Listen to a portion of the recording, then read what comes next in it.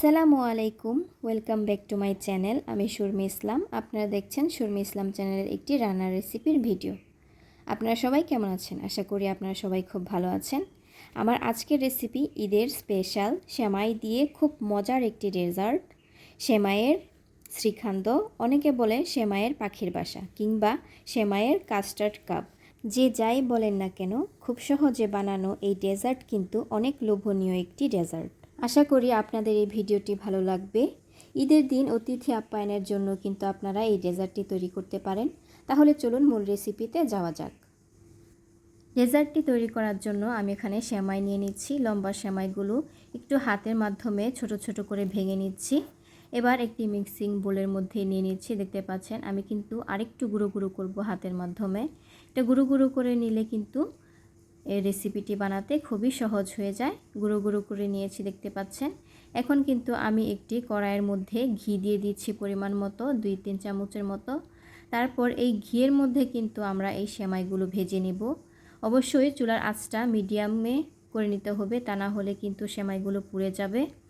এর জন্য আমি অল্প হিটে কিন্তু সেমাইগুলো ঘিয়ের মধ্যে ভেজে নিচ্ছি। দেখতে পাচ্ছেন, আপনারা কিন্তু খুব সাবধানে এই কাজটি করবেন। হালকা আঁচে একটু সময় নিয়ে এই সেমাইগুলো আমি ভেজে নিচ্ছি যেন পুড়ে না যায়। এর জন্য অনবরত নাড়ছি। 5-6 মিনিটের মতো এগুলো ঘিয়ের মধ্যে ভাজার পর এর মধ্যে কিন্তু আমরা চিনি অ্যাড করব।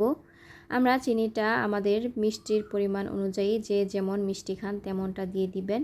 আমি আমার পরিমাণ মতো চিনিটা দিয়ে একটু ভেজে নিয়েছি। তারপর এর মধ্যে অ্যাড করব কনডেন্স মিল্ক। আপনারা আপনাদের পরিমাণ মতো কনডেন্স মিল্ক দিয়ে দিবেন। আমি দিয়ে এগুলোকে হালকা আঁচে একটু সময় নিয়ে ভেজে নিচ্ছি। দেখতে পাচ্ছেন চিনির থেকে কিন্তু অল্প একটু পানি ছেড়েছে। এটা আমার ভাজা প্রায় শেষ হয়ে গেছে। এখন কিন্তু আমি চুলা থেকে নামিয়ে নিব। দেখতে পাচ্ছেন এটা কিন্তু একটু আঠালো আঠালো হয়েছে। গরম গরম থাকতেই কিন্তু আমরা এগুলো পাখির বাসাগুলো বানিয়ে নিব। এর জন্য আমি এখানে 4টি কাপ নিয়ে নিয়েছি। এর মধ্যে অল্প একটু ঘি ব্রাশ করে নিয়েছি। তারপর একটি চামচের সাহায্যে আমরা এই সেমাইগুলো গরম থাকতে থাকতেই এই কাপের মধ্যে পাখির বাসার আন্দাজ অনুযায়ী বানিয়ে নিব। এবার সেমাইয়ের ফিলিংটা তৈরি করার জন্য আমরা কড়াইয়ের মধ্যে দুধ নিয়ে নিয়েছি পরিমাণ মতো। দুধটা একটু গাঢ় করে নিতে হবে। এর মধ্যে কিন্তু আমার পরিমাণ মতো চিনি অ্যাড করে দিয়েছি। এবার অ্যাড করব কাস্টার্ড পাউডার। আমি এখানে কাস্টার্ড পাউডারের সাথে কিন্তু একটু গুঁড়ো দুধও ইউজ করেছি।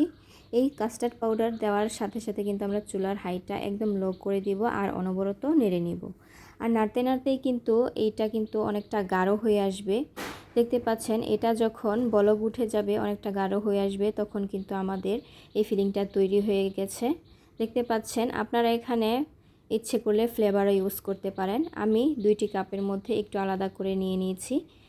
এটা সাজিয়ে নেওয়ার জন্য আমি একটি মধ্যে অরেঞ্জ ফুড কালার দিয়ে দিচ্ছি। আমি শুধু ডেকোরেশনের জন্য কিন্তু এই ফুড কালারটা ইউজ করছি। আপনারা চাইলে এটা স্কিপও করতে পারেন।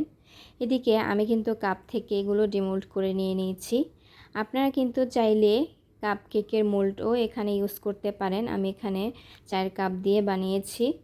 দেখতে পাচ্ছেন এগুলো 10-15 মিনিট রাখার পর কিন্তু অনেকটা শক্ত হয়ে আসবে এবং কাপ থেকে ডিমোল্ড হয়ে যাবে। এবার কিন্তু এগুলো আমরা ডেকোরেশন করে নেব। এবার কিন্তু আমরা আগে থেকে যে তৈরি করেছিলাম কাস্টার্ডের ফিলিংটা, এটি আমি এগুলির মধ্যে দিয়ে দিব। একটি চামচের সাহায্যে আমি দিয়ে দিচ্ছি।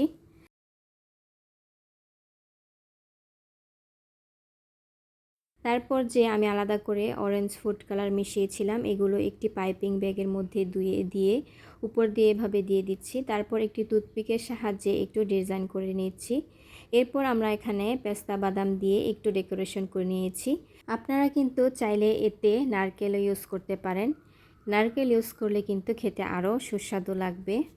দেখতে পাচ্ছেন খুবই দারুণ হয়েছে, খুবই লোভনীয় হয়েছে।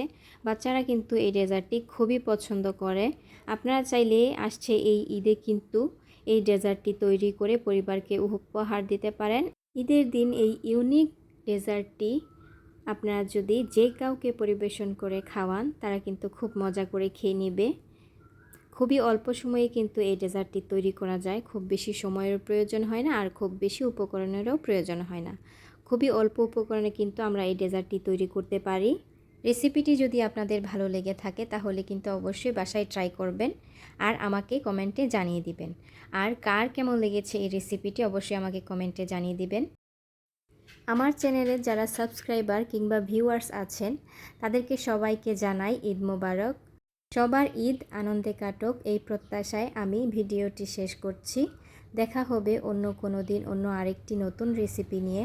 আপনারা সবাই ভালো থাকবেন আর হ্যাঁ, অবশ্যই কিন্তু আমার চ্যানেলটি সাবস্ক্রাইব করে আমার পাশেই থাকবেন। আসসালামু আলাইকুম, আল্লাহ হাফেজ।